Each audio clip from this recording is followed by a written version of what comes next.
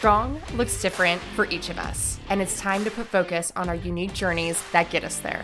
This space, created weekly, is for athletes to improve their mindset in order to better navigate challenges that come up in sport and in different seasons of life. On this show, we ask the questions that lead to better answers and have the conversations that truly matter. This is the Becoming Your Strong podcast. Hey, you guys, welcome back to another episode of the podcast. You have me today for a solo episode. And I think today, all of the content that we're going to dive into, it's a topic that I feel like is really going to hit home for a lot of people, whether you've felt like you've started to lose a little bit of who you are, maybe you're questioning the journey that you're on right now in relation to your sport and how that plays into who you show up as. Maybe you didn't even know that it was a problem. And by listening to this, you're realizing, wow, this is some stuff that I really need to think about. I think that this is going to be a great conversation for all of us today. But before we dive into that, I want to actually talk about the Becoming of Your Strong moment this week that inspired the podcast for today. And this isn't necessarily something that I am like excited about and that I'm like, woohoo, celebrating, but it is something that I am very proud of this individual for doing. Obviously not going to name names on this one because this was much more of like a private thought and conversation, but I just happened to have someone that I work with come to me after 6 months of working together. And we've worked together for longer than this, but just considering that it's been that halfway point in the year and in the season, just wanted to check in on how this individual was doing and kind of get a gauge from all fronts of her life, what was going on. And ultimately what this individual came back with was, hey, like, this is not anything against you or really anything that you've done. It's just, I am not here anymore. Like, I don't feel myself. I feel stressed out.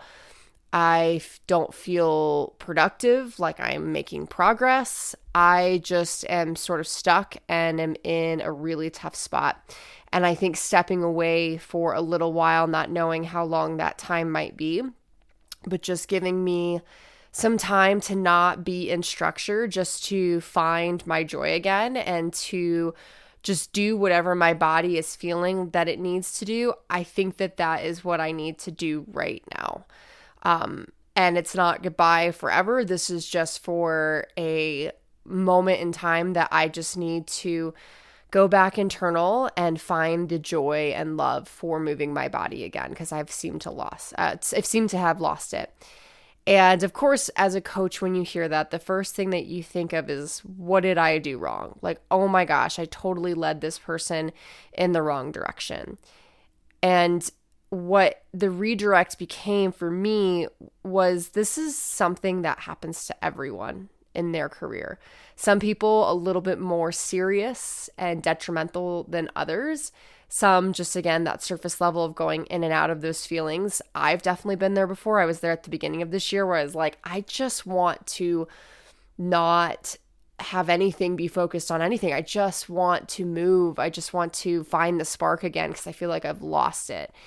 And so I was really proud of this individual for just coming to me with such courage and being able to speak up for what they needed in this moment, knowing that straying off from the path that is familiar is scary and unfamiliar, but that this effort in doing so was only going to get this individual exactly where they needed to be.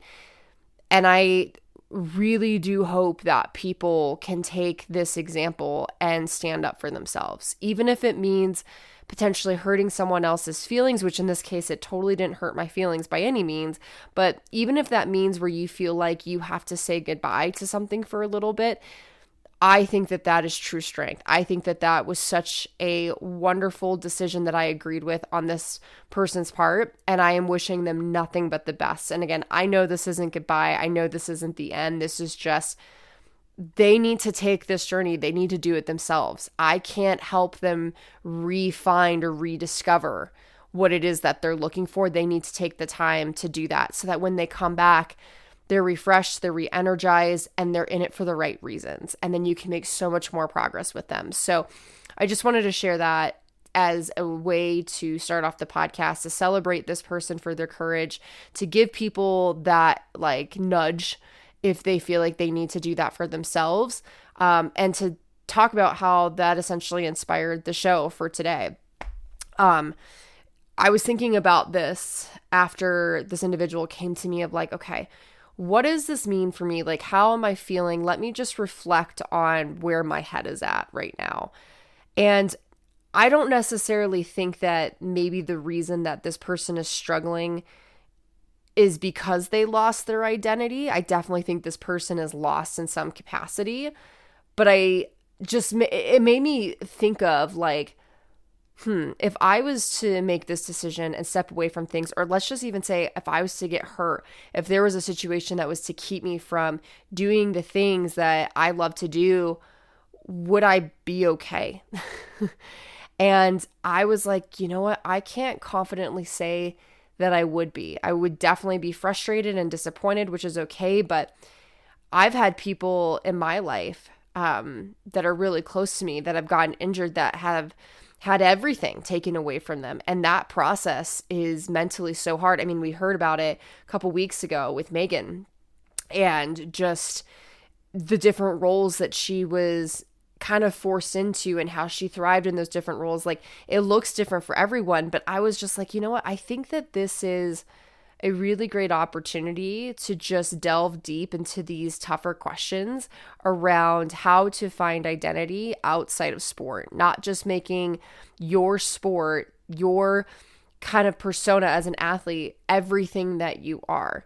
Because once we lose that, and that's not a part of our life anymore, then we're sitting here with our hands up like, well, what's next? Who are we? Like, what's the next path?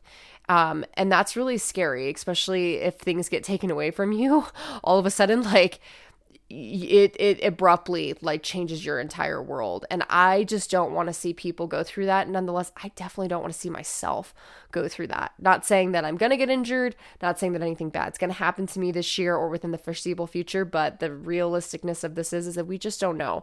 And I want to feel confident in knowing who I am outside of DECA, outside of my role as a trainer, outside of just being an athlete, right?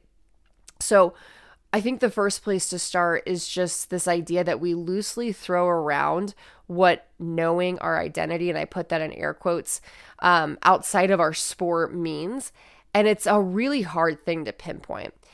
And I was listening to just a couple of podcasts around identity because I was really inspired after having this conversation. And I think the best way to conceptualize this is not necessarily like, who are you, but what are the different things in your life that bring you joy and fulfillment?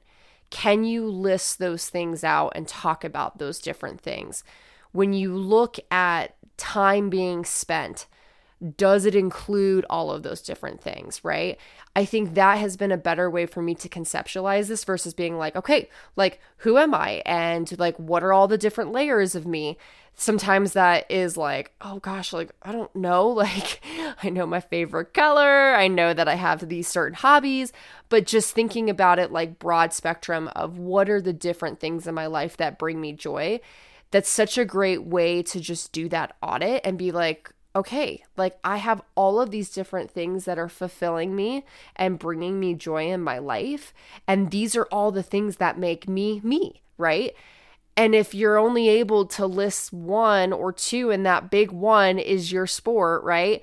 Well, then you might find yourself in a little bit of this trap, right? Where your identity has become you as an athlete and your sport, and not much outside of that.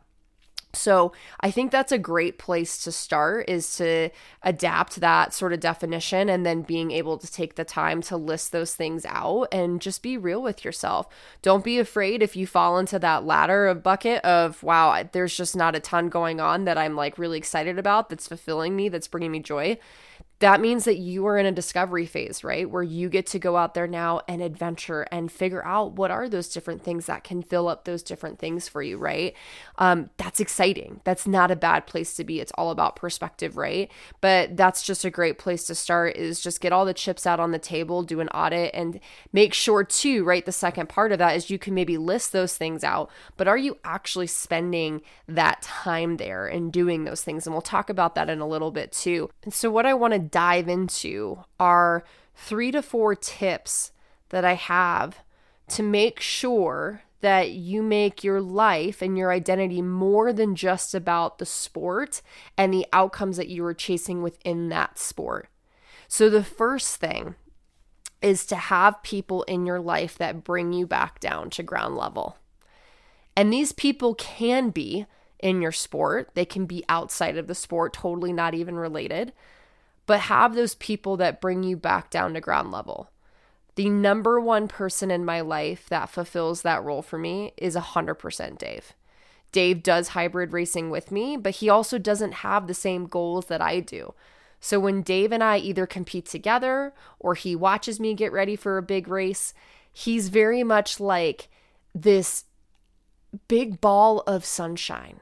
The person that's looking for everything that's going right and everything that's happening to me in the best way right now.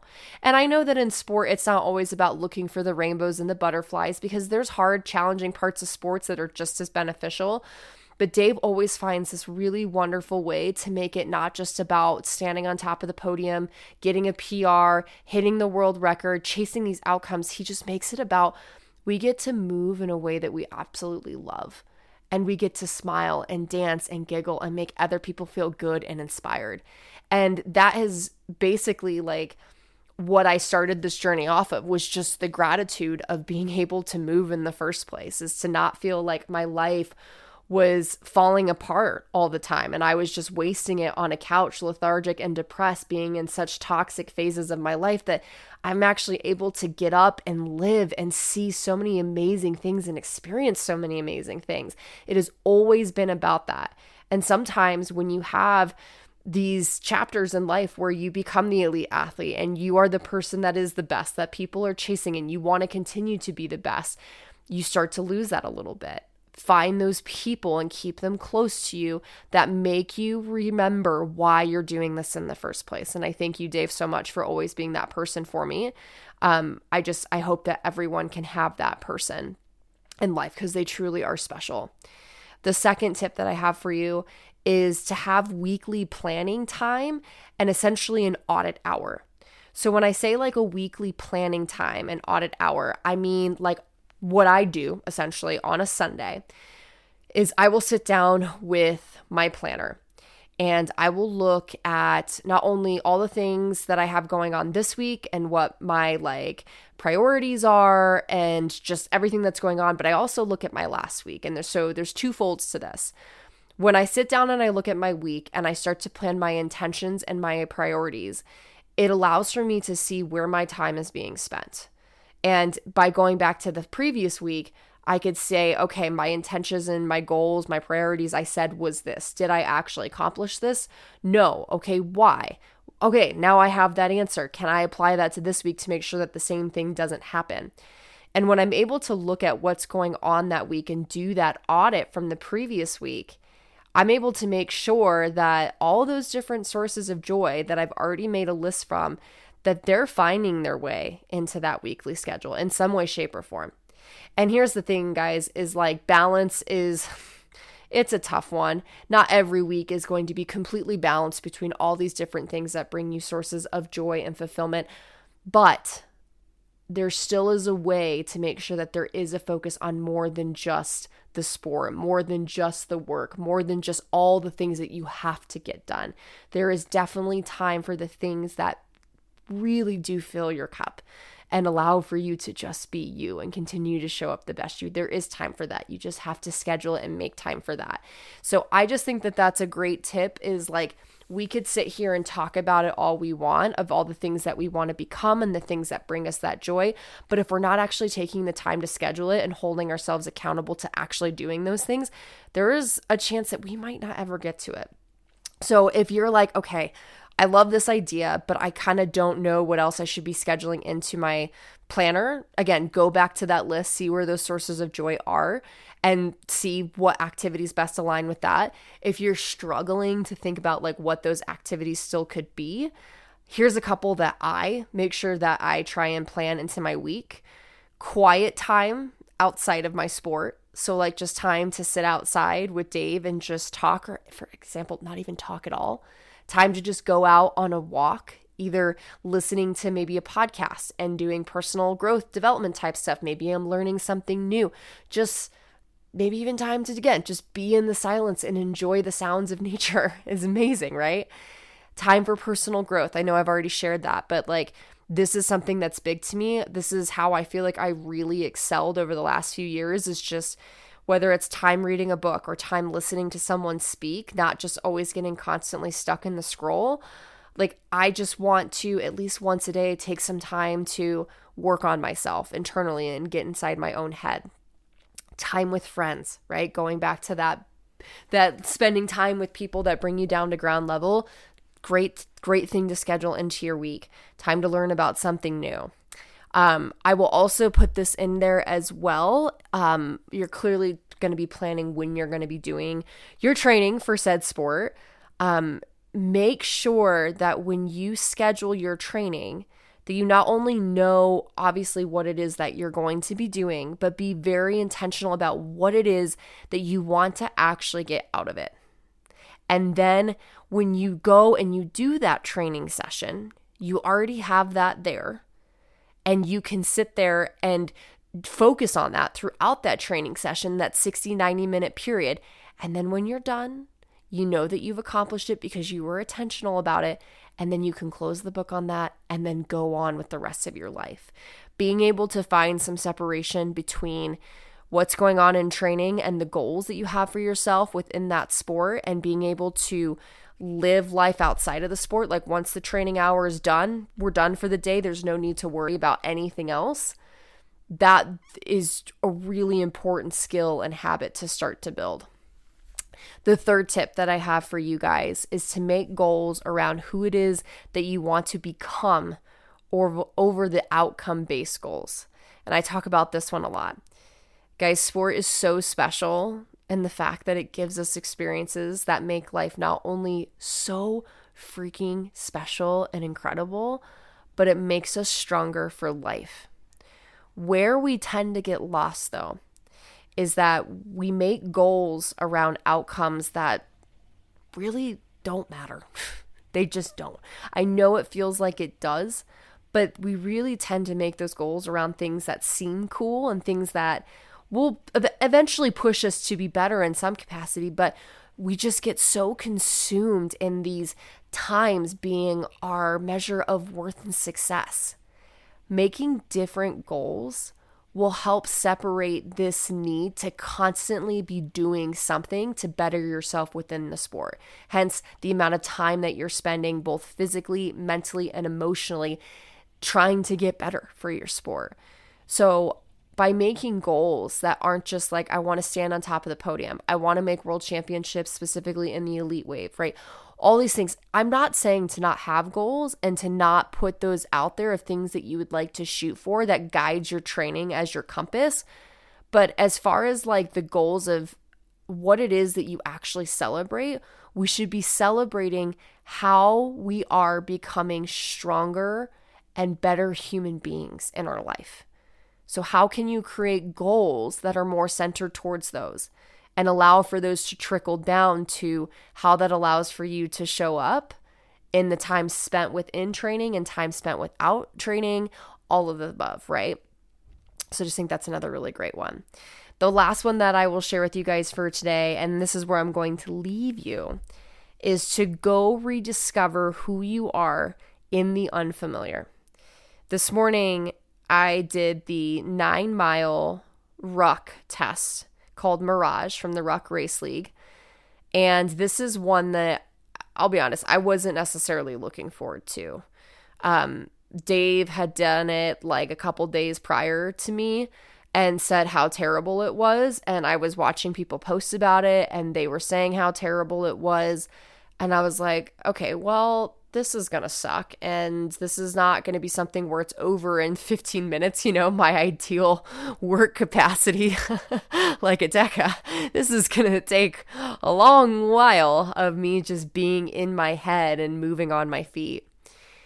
But I was like, you know what? This is my chance to go to that place that is unfamiliar. You don't see me out there running 9 miles nonetheless with the freaking ruck on my back very often. But I know when I do things like this, only great outcomes come from it. Not just time-based and leaderboard-based, but just mentally and emotionally. I know that great things come from this. So go do something challenging that makes you feel uncomfortable. And not only will you find who you are again, you will find out things about yourself you never knew and realize that you were capable of becoming. Someone that maybe was even unthinkable, quite honestly. And that's what I had the opportunity to really do this morning was I realized how cool I was. I realized how fit I was. I realized how mentally strong and stable I am. That yes, I had all of these doubts coming to my head and things of like, uh-oh, here comes your knee. Uh-oh, like things are starting to feel a little bit harder. This is where it goes downhill.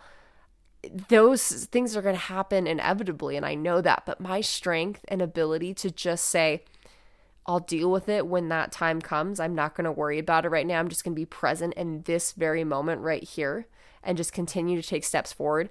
My ability to do that through the hour and 28 minutes that I was out there running with my ruck on was impressive in a way that I don't feel like I've been able to ever really do before. And I was so proud of myself, right? And just realizing again that while I'm absolutely filthy and amazing with the ruck on, like who I am without the ruck on, because of these moments is going to just benefit that much greater. And I figured out more about myself today because of doing the hard things.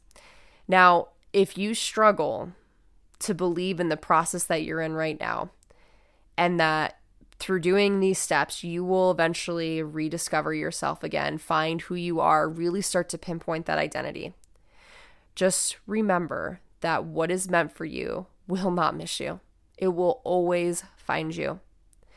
Just remembering this thought alone allows me to let go of just all that anxiety to be something, to accomplish something, and to step into the presence of what's to come. Thank you guys so much for showing up for you today. I hope that this episode truly helped. If it did, be sure to share with a friend that desperately needs to hear this and rate and review the podcast so that this can get out to other people.